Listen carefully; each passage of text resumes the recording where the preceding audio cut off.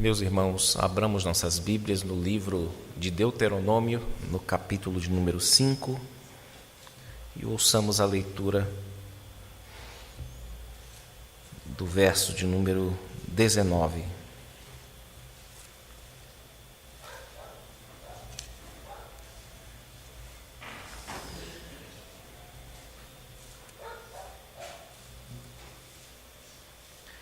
Quinto livro de Moisés, chamado Deuteronômio, capítulo 5, versículo 19,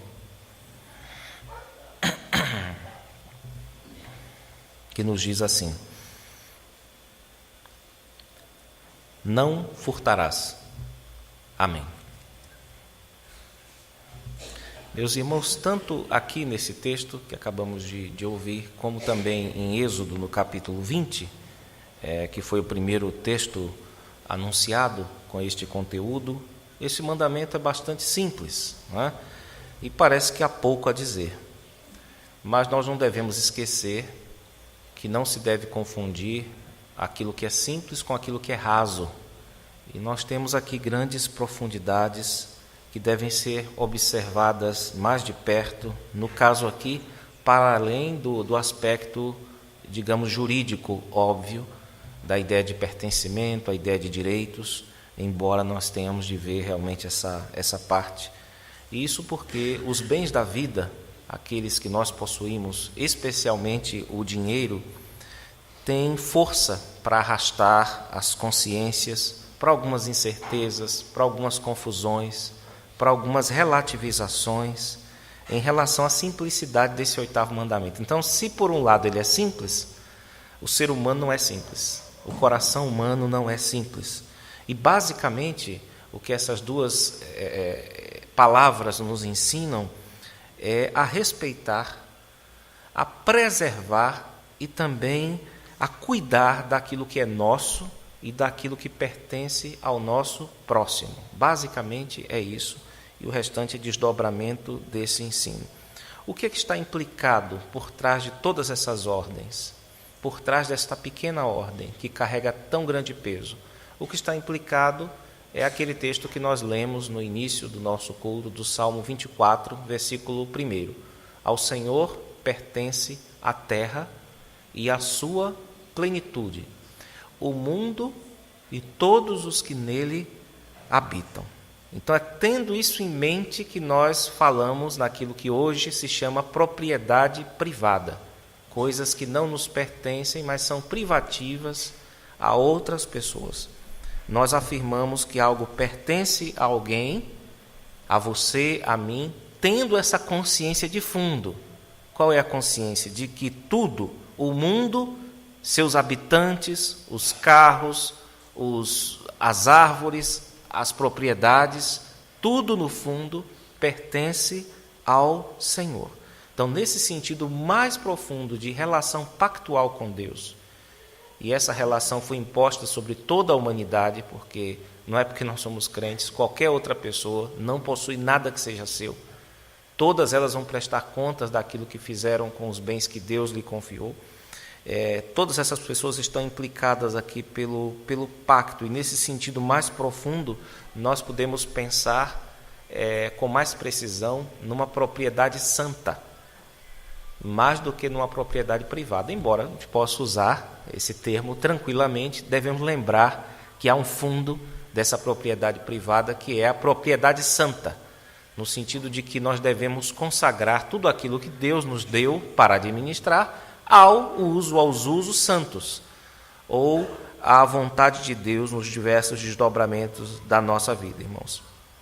Como exemplo, nós temos em Levítico, capítulo de número 25, um ano a cada 50, em que a terra deveria descansar. Isso era uma espécie de louvor a Deus, um modo que eles tinham de destacar a santidade de Deus, a posse de Deus da terra, porque a terra continua sendo de Deus. E também haveria a ausência de cultivo da terra. A terra não seria cultivada durante um ano nesses 50. E também haveria perdão de dívidas, significando que o dinheiro não rege a vida, do povo de Deus. Ele tem uma importância, tem seu lugar, mas ele não rege a vida do povo de Deus. Haveria também atos de misericórdia para com o necessitado, porque o povo de Israel podia vender a terra, aquela terra prometida, mas depois de um tempo, a pessoa que comprou era obrigada a vender de volta, se a pessoa que vendeu tivesse condições de reavê-la, não é?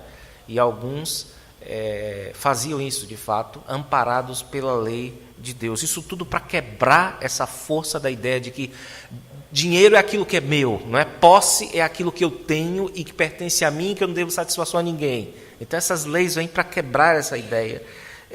E talvez o texto que mais fale sobre isso, porque ele é mais específico em relação ao furto, é o texto de Levítico, capítulo 6, porque ele traz uma ideia interessante.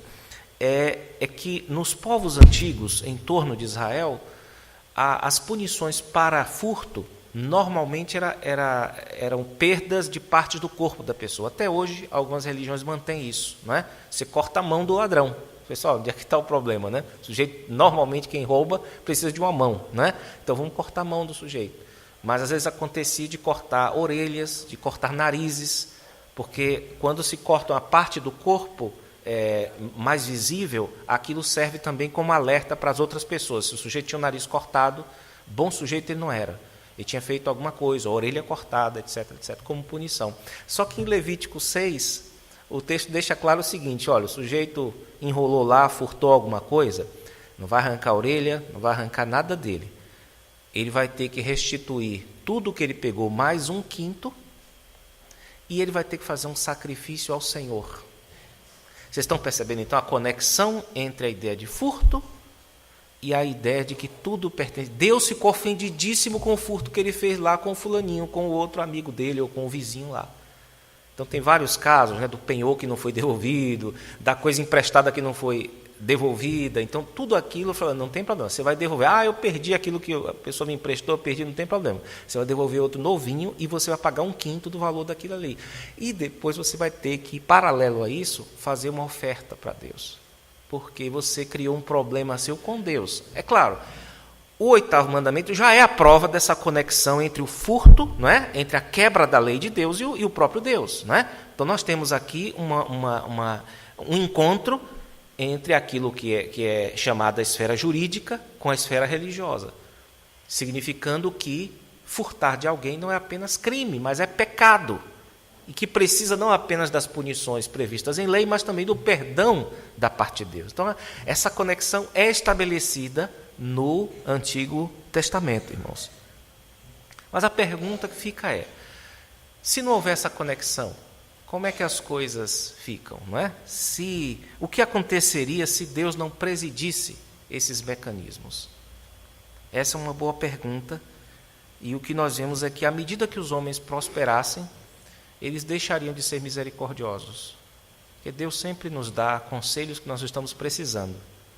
Quando esses conselhos nos faltam, nós costumamos fazer coisas que são contrárias a eles, e nós certamente seríamos pessoas que explorariam as outras, que fariam de tudo para tirar o que elas têm, não apenas a sua propriedade, mas a sua saúde, o seu tempo, que ele poderia ou ela poderia utilizar em outras coisas, e nos tornaríamos, como se diz, lobos.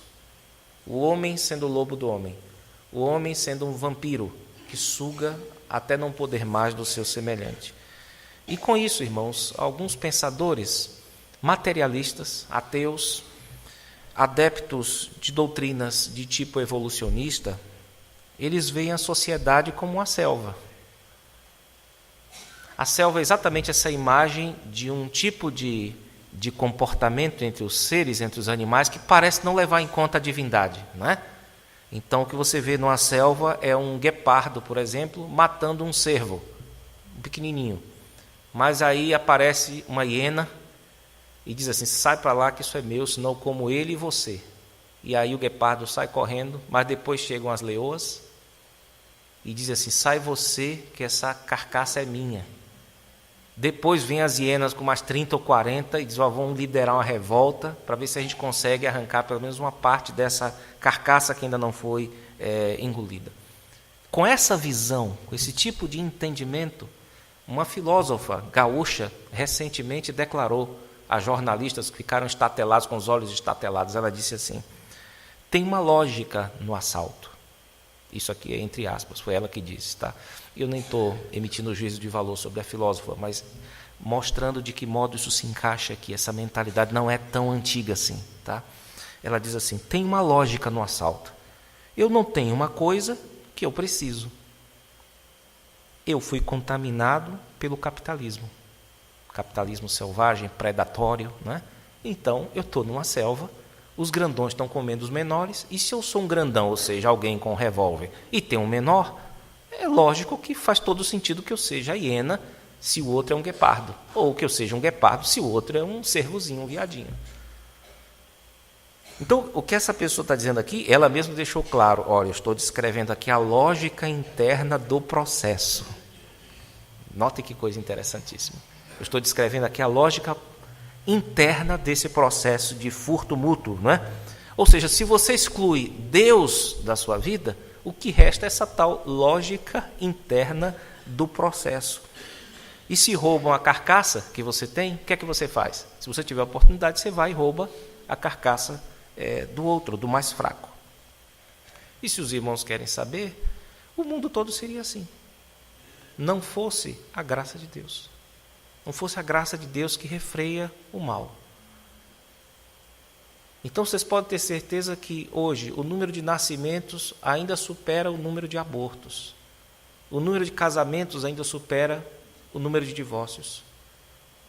O número de gente que promove a vida ainda é superior àqueles que matam. E o número de gente que trabalha e acode o necessitado ainda é maior do que o daqueles que furtam, que vivem para furtar dos outros.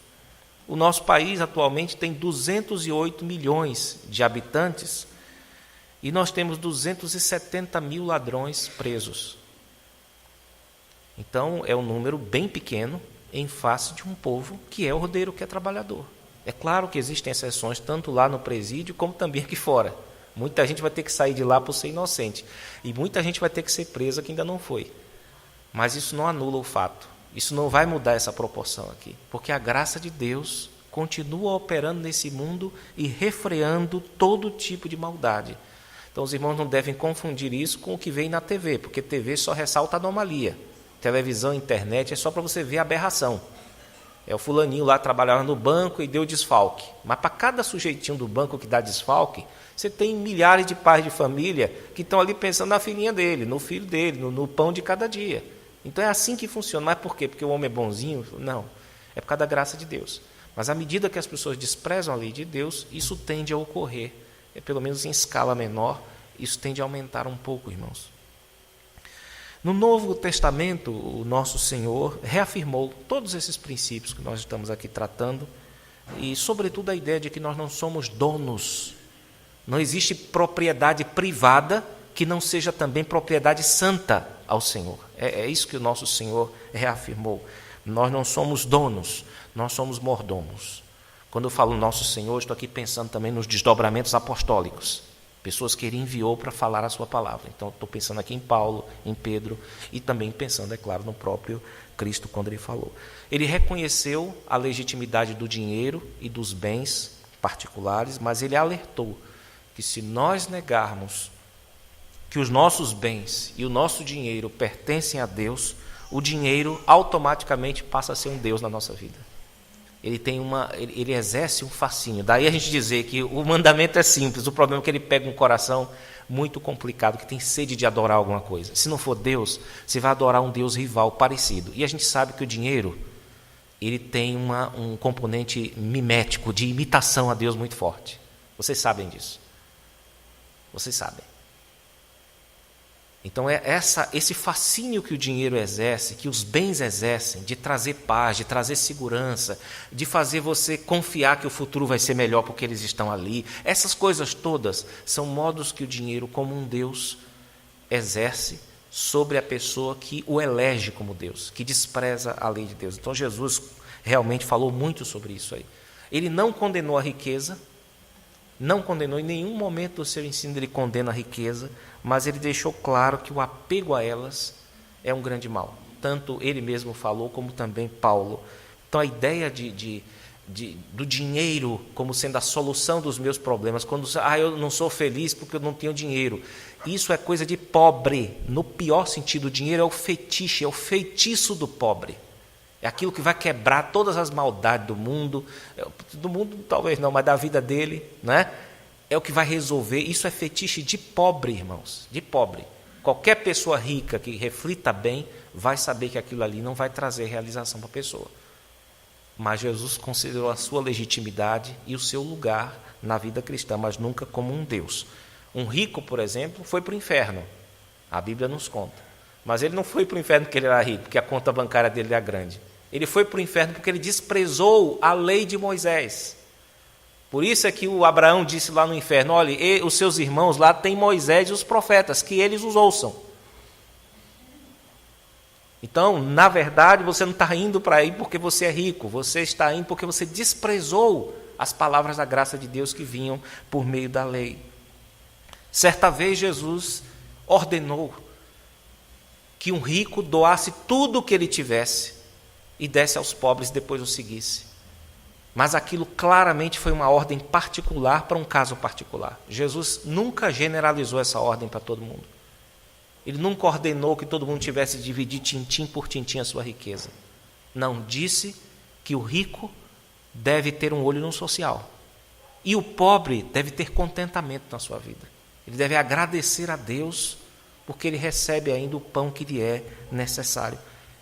E essa ideia cristã é que fez com que os patrões cristãos cuidassem dos seus empregados, entendessem que Deus lhes concedeu, lhes confiou muito, e que não faria sentido ele inverter apenas o lugar com o empregado, ou ele baixar o nível e o empregado subir. Ele sabia que essas coisas estão ligadas a questões muito mais profundas do que a econômica, e que tinham a ver com dons e talentos, capacidades que Deus deu a um e não deu a outros. Eles sabiam disso. E por isso é que ele sabia: olha, Deus me deu muito, então eu tenho que pensar de modo mais amplo. E o outro dizia: Deus me deu pouco, que eu seja contente por isso. E assim o cristianismo influenciou a cultura pagã, irmãos. E os dois, tanto o patrão como o empregado, tanto o rico como o pobre, aguardavam o dia do acerto. Dia do acerto por quê? Porque eles não se viam como donos, mas como mordomos. Tá certo? Então essa era a ideia aqui, irmãos. E a fé cristã sempre nos ensina isso. O nosso melhor está por vir. O nosso melhor está por vir. Significando que se você ficar esperando em Jesus Cristo apenas nessa vida, você é um miserável. Na verdade, o mais miserável de todos os homens. Porque você está desprezando a perfeição divina, trocando isso por um prato de lentilhas financeiras ou de qualquer outro tipo aqui nessa terra. Uma terra, aliás, em que reina o pecado e a morte. Como é que você pode ser feliz numa terra em que você peca, em que você tem culpas? Como é que você pode ser feliz numa terra em que as pessoas morrem? Então essas são questões que devem ser levadas em conta por todos os cristãos, irmãos. Existe um lugar ainda para nós, existe uma propriedade, existe um sábado eterno. Resta ainda um descanso para o povo de Deus, uma posse a ser tomada por nós, irmãos. E longe de ser um impedimento, né? Alguns entendem isso como algo que vai conduzir a um quietismo, a um recuo do mundo, ao monasticismo, né? A você se afastar totalmente do mundo. Não foi isso que aconteceu no decorrer da história, irmãos. Não foi isso que aconteceu. Pelo contrário, isso foi o motor para grandes mudanças sociais, quando as pessoas pensavam nas coisas do alto. A pessoa que receitou isso foi Paulo, foi um gigante do cristianismo. Pensar nas coisas lá do alto. Não para se alienar, mas para você entender o que está acontecendo aqui e ver isso tudo como uma antecipação e não como uma coisa em si.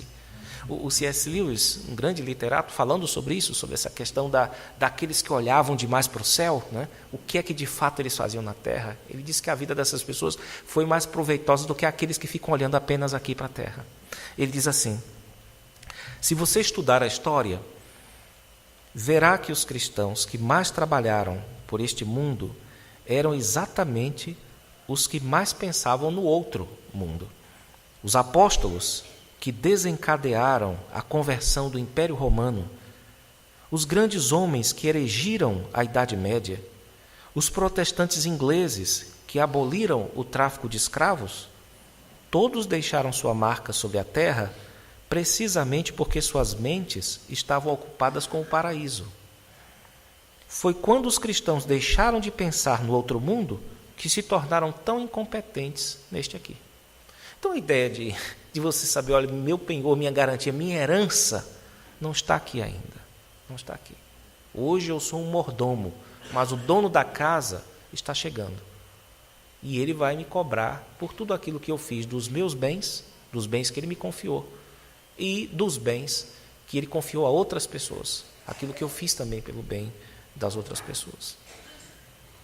Meus irmãos, o nosso catecismo maior e também o nosso breve catecismo, eles constituem um verdadeiro tesouro, em todos os sentidos, mas especialmente agora, quando se trata dos mandamentos, né? As estruturas catequéticas. Então, se você quer entender sobre o credo, que é uma estrutura que compõe os catecismos da igreja, estude o catecismo maior, o breve catecismo. Se você quer entender mais sobre o Pai Nosso, que é outra coluna das estruturas catequéticas, vai lá nesses dois documentos, são curtinhos, maravilhosos, muito sintéticos.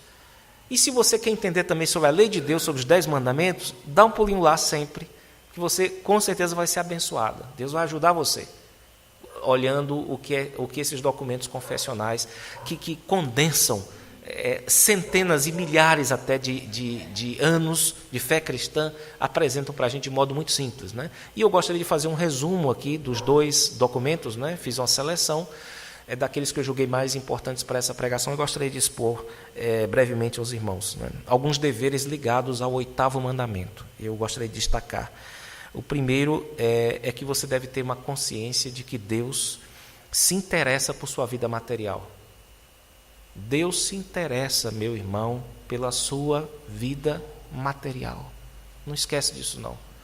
Porque se você esquecer disso, você vai viver como os pagãos que não têm pai. O vosso Pai Celestial sabe do que tendes necessidade. Deus sabe de tudo, não apenas do seu coração, mas de quanto você tem na sua conta, quanto você vai ganhar esse ano. Deus sabe de tudo isso. Isso vai trazer paz para o seu coração quando você cultiva essa certeza que Jesus nos dá quando ensina isso em Mateus capítulo 6. Há um texto maravilhoso que deveria estar no coração, gravado no coração de todos aqueles que têm problemas com as suas propriedades, com o seu senso de posse, que distorcem o seu senso de posse. Ele diz assim o texto: contentai-vos com as coisas que tendes, porque ele tem dito, de maneira alguma te deixarei, nunca jamais te abandonarei. Isso é Hebreus capítulo 13, verso 5. Quem tiver dificuldade nessa área, grave, guarde na memória, no coração, este versículo: contentai-vos com as coisas que tendes, porque ele tem dito, de maneira alguma te deixarei, nunca jamais te abandonarei. E você pode obedecer a esse versículo e se colocar diante de Deus sem deixar de aproveitar as oportunidades de crescimento na vida. O contentamento não exclui o empenho. Estar contente é uma ordem para qualquer fase da sua vida, independente do empenho que você empregue para melhorá-la, para torná-la melhor, irmãos. Só que o problema do contentamento é qual? É que ele não é natural. Esse é o problema. O nó todo do contentamento é que você não nasce contente. Não é igual a respirar, não é igual a dormir, não é igual a fazer suas necessidades. Não é natural assim, que você não precise aprender. É uma arte, é uma técnica, e você precisa aprender, irmãos. E isso, andando com Deus, você aprende a ser contente, não murmurando, lutando contra a inveja, contra os efeitos, né, comparativos das realizações das pessoas, que você fica olhando o seu, olhando dos outros. Você tem que lutar com isso. Isso é parte da técnica do treinamento do contentamento. Você vai ter que lutar contra os medos que você tem em relação ao futuro, em relação à sua vida financeira no futuro, sua aposentadoria. Você vai ter que lutar contra esses medos. Você vai ter que lutar contra certos delírios de consumo que talvez você tenha. Coisas que você sabe que são inalcançáveis porque Deus te deu, mas você quer de qualquer jeito. Isso tudo faz parte da técnica do contentamento. Que eu repito, não é um negócio natural. Ninguém é contente naturalmente. Isso é uma técnica. E a prova disso, de que ela é aprendida, está lá em Efésios capítulo 4, versículo 11 a 13. O apóstolo dizendo o seguinte: eu aprendi a viver contente em toda e qualquer situação. Tanto sei, aqui é a linguagem de técnica, de quem domina a arte. Tanto sei estar humilhado, como também ser honrado. Eu sei ir lá para cima e ficar embaixo. Eu sei ser criticado e sei ser elogiado. Isso é difícil, irmãos. Isso é muito difícil. Uma coisa e outra. De tudo e em todas as circunstâncias já tenho experiência. Ou seja, eu tenho currículo. Tá certo? Tanto de fartura como de fome. Ele continua servindo a Deus em qualquer situação, ele está contente em qualquer situação, assim de abundância como de escassez. E ele fecha com chave de ouro, né? Eu consigo isso tudo porque Deus me fortalece. Deus me dá força para passar fome, Deus me dá força para comer nos melhores restaurantes. Deus me dá força quando estou sendo humilhado, quando descobrem alguma coisa minha e que eu sou fraco, que eu sou errado, que eu sou ruim, e também quando as pessoas destacam o melhor de mim, eu consigo me segurar na presença de Deus, contente, feliz, porque Deus me dá força, me fortalece. Então esse é um ponto importante, irmãos. Lembrem-se disso, de que Deus se interessa pela sua vida material e você tem um pai que cuida dessa área também, tá certo? A outra questão é que nós devemos evitar um desperdício, qualquer tipo. Evitem o desperdício como se isso fosse um pecado. E é um pecado da mordomia. Nenhum mordomo decente pratica o desperdício. Se você é um acumulador, se você tem em casa bens de que você não faz uso, você é um ladrão. Você está furtando de alguém que está precisando. Eu não sei quem é, mas é importante nós levarmos em consideração isso, irmãos. Ser um acumulador é tirar bens que pertencem a outras pessoas, que deviam ser dados a outras pessoas. Vocês sabem que os recursos da terra são escassos, não é? Todo mundo sabe disso. Senão a gente não saía, senão a gente não trabalhava, não é? Se todo dia aparecesse uma cesta básica, caísse do céu igual vento, você não precisava ir trabalhar. Mas você sabe que os recursos da terra são escassos. Aí você tem um horror de recursos. Você praticamente ganhou 1 ano, 2 anos de recursos ali, de roupa, de sapato e de tantas outras coisas. E você sabe que tem gente que está precisando. E você não está nem aí, o que é isso? Em termos da propriedade santa, isso é roubo. Agora, em termos de propriedade privada, é meu, faço o que eu quiser. Isso serve para eles, para nós não. Para nós não. Porque a nossa propriedade é santa ao Senhor, é dedicada ao Senhor, irmãos. Então, você está seguindo, no caso, outra religião, que é a religião da publicidade, né? É a religião que cria necessidades, que inventa necessidades, até te convencer que você tem que comprar aquilo, tem que ter aquilo, e aquilo já está velho, aquilo não serve mais. Lembre-se, irmãos, vocês são mordomos, vocês não são donos no sentido profundo de nada. Não estou aqui criticando propriedade privada. Tá certo? Propriedade privada é um conceito que funciona bem diante dos homens. Diante de Deus isso não funciona. Porque Ele diz que vai te pedir conta de tudo aquilo que você tem, tudo aquilo que Ele te deu para administrar. Então é importante para nós levarmos em conta isso, irmãos, que Deus é o dono e nós somos mordomos. E mordomo que é mordomo evita desperdício, né? Procura lidar com as coisas de modo frugal, de modo simples. Outra orientação que os nossos documentos confessionais nos dão, irmãos. Essas 2 palavras estão rendendo, né? São pequenininhas, muito simples, mas encontram, como eu falei, corações que são problemáticos, né? A outra orientação é que, por todo meio lícito, você deve promover a riqueza alheia e também a sua. Você deve lembrar das regras de ouro das Escrituras. 2 delas são dadas aqui. Em Mateus capítulo 7, verso 12, nos diz: tudo quanto, pois, quereis que os homens os façam, assim fazei-o vós também a eles. Eu queria que alguém me ajudasse financeiramente. Ah, você queria? Maravilha. Ajuda os outros também. Isso é uma boa regra. Você imaginou? Se você sabe uma dica de como ganhar mais dinheiro e ensinar outra pessoa, e a outra souber uma também ensinar você, a tendência é que a coisa melhore, né? Então essa é a ideia aqui, irmãos, é de que nós devemos pensar ou fazer com os outros aquilo que nós queremos ou gostaríamos que as pessoas fizessem conosco. O outro texto é bem mais específico, Efésios capítulo 4, versículo 28. Aquele que furtava, não furte mais, antes trabalhe, fazendo com as próprias mãos o que é bom, para que tenha com que acudir ao necessitado. Notem que a ideia não é apenas fazer o contrário do que se fazia. Você furtava, agora você não furta mais. Só que, além disso, você vai trabalhar e vai ter um olho no social.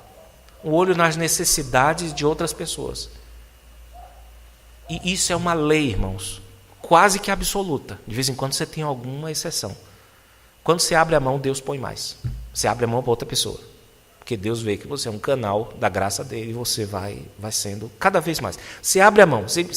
Eu falo isso aqui da minha experiência. Se eu sei tenho algum conhecimento, eu posso transmitir para as pessoas, quando eu transmito, Deus me dá mais, para que eu transmita mais. Deus me dá mais, para que eu transmita mais. Agora, se eu fico retendo, se eu fico guardando só para mim, se eu fico furtando, roubando, aí para que Deus vai me dar mais? Para eu pecar mais. Então, isso é um ponto importante para nós levarmos em consideração aqui, irmãos. É de que, um dia desses, uma pessoa me ensinou a como economizar, ganhar milhas de viagens, né? Poupar um dinheiro enorme com passagem de avião, comprando em determinados postos de combustível. Oh, isso é maravilhoso! Eu não sabia disso. Alguém me fez economizar 2.000 e tantos, 3.000 e tantos reais. A pessoa não me cobrou nada para isso. Então, se você puder ajudar uma pessoa sem cobrar nada para ela, faça isso, irmãos. Que isso é um modo de você dizer que o dinheiro não manda em você. Você não é governado por isso. Então, evite fazer pago aquilo que você pode fazer de graça para as pessoas. Você vai ver que o ambiente se ilumina, as coisas melhoram para todo mundo, inclusive para você. Isso é importantíssimo, irmãos. Isso está por trás das dinâmicas do senso de posse que a gente tem que ter. Isso responde por muito daquilo que nós somos como cristãos. E eu estou contando aqui um bem para não contar 10. E pela graça de Deus, as pessoas fazem comigo. Façam com as outras pessoas também. Repassem isso. Isso vai ser bom para todas as pessoas. A bondade é um antídoto poderosíssimo contra a cobiça, que é um impulsionador do furto, não é? Você quer destruir a cobiça em sua vida, a inveja em sua vida, seja uma pessoa boa. Bom que eu estou falando é útil. Bondade na Bíblia tem essa força da utilidade. Seja uma pessoa útil para com as outras pessoas. Veja o que é que você pode fazer, você pode dar para as outras pessoas. E você vai ver que quanto mais você abre a mão pensando no próximo, é claro que Deus vai querer te ajudar para que você faça isso. Isso é a oração de João lá na segunda epístola dele, né? Pelo Gaio. Olha, Gaio, você está ajudando um exército de missionários que o fulaninho lá expulsou da igreja, você está colhendo na sua casa. O que é que eu vou pedir para você, Gaio? Eu vou pedir a Deus que te dê saúde e que dê muito dinheiro a você, assim como é próspera a sua alma. Ou seja, na medida que sua alma é próspera, que Deus te encha de saúde, te encha de bens para você ajudar mais e mais pessoas, para que a obra de Deus progrida. Então é importante, irmãos, que a gente ore pelos empresários da igreja, ore por aqueles que têm dinheiro, para que a alma deles seja próspera, porque ela vai puxar o restante da vida deles. Vai promover certamente muita coisa boa. Por último, eu proponho aos irmãos que procurem conhecer as ideias básicas daquilo que é chamado de religião política. Nós temos até estudado na escola dominical, que são as ideologias, os ideólogos que tentam, por um discurso muito bem difundido, excluir Deus e ocupar o seu lugar. Não é? Então as pessoas veem o dinheiro delas hoje muito mais em relação ao mercado, muito mais em relação à economia, às flutuações do mercado. Elas veem o dinheiro delas muito mais em relação a isso do que em relação a Deus. Mas isso é fruto de gente muito bem estudada, que são os ideólogos. Ou seja, os políticos da religião, ou os religiosos políticos, que procuram, de todo modo, cortar Deus do processo. É importante que vocês procurem conhecer um pouco sobre essas pessoas que querem nos ensinar a lidar com questões econômicas à parte da religião. porque esse é o grande veneno que muitas vezes toma os corações. É pensar que se pode pensar em dinheiro ou em posses à parte da revelação, irmãos. Eu gostaria só de lembrar os irmãos que até 1800 o termo economia pertencia unicamente ao domínio da religião. Depois é que vieram o Adam Smith lá pelo lado dos conservadores e o Karl Marx pelo lado dos revolucionários ou dos progressistas. Antes disso, economia significava aquilo que Paulo diz em suas cartas. O economos, que é traduzido como dispensação para nós, significa apenas as regras da casa de Deus. O universo como sendo uma casa de Deus e Deus dando regras para tudo, para a distribuição de todas as coisas, inclusive dinheiro, renda, propriedades, bens, tudo. Depois disso é que resolveram cortar a ideia de uma transcendência ligada àquilo que nós temos. Não caiam nessa, irmãos. Nunca percam de vista que o dinheiro de vocês tem a digital divina dizendo assim, é meu, isso aqui também, é meu. E você vai prestar conta disso aqui. Pensem assim, irmãos, e Deus vai ajudar vocês. Existem muitas coisas que nós tratamos aqui, mas é importante nós lembrarmos disso, que talvez explique também o texto do 8º mandamento. É a abertura do Salmo 24, e com ela eu encerro. Do Senhor é a terra e a sua plenitude, o mundo e os que nele habitam. Nosso dinheiro não é do mercado, nossos bens não são da economia. Tudo que nós temos, tudo que somos, pertence a Deus. Que Ele nos ajude a administrar com todo contentamento. Deus nos abençoe, irmãos. Amém.